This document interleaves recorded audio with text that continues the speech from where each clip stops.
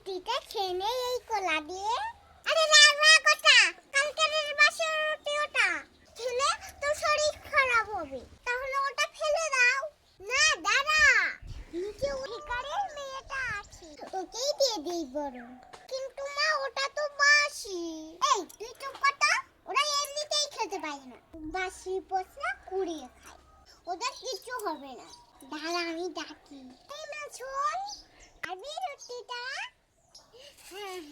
খাবো, বোঝাও আমাকে। দাদা দেখে এলে কি মজা, আমি রুটি খাবো, কি মজা, আমি রুটি খাবো। আরে বৌমা, তোমরা এখানে কি করছো? আরে বেলা হয়েছে, রান্না করতে হবে তো। আরে দেখো মা, ওই রুটিটা পেয়ে খালির মেয়ে কত খুশি হয়েছে। রুটি? কালকে সেই বাসি রুটিটা যেটা আমি খেতে পারিনি, সারা রাত তো খোলাই পড়েছিল। আর তুমি কিভাবে দিলে ওকে? এখান থেকে ছুঁড়ে?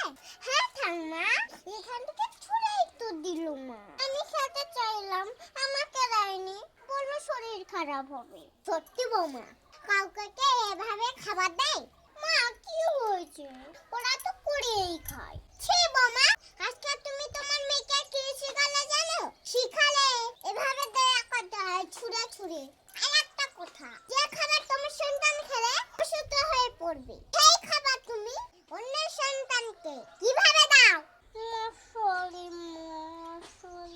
চুপ করো তুমি, আমি জানি না ওই বাচ্চাটা রুটিটা খেয়ে নিল কিনা। শরীর খারাপ হলে কিন্তু আমি তোমাকে ছেড়ে কথা বলবো না, এক্ষুনি যেতে হবে ওর কাছে।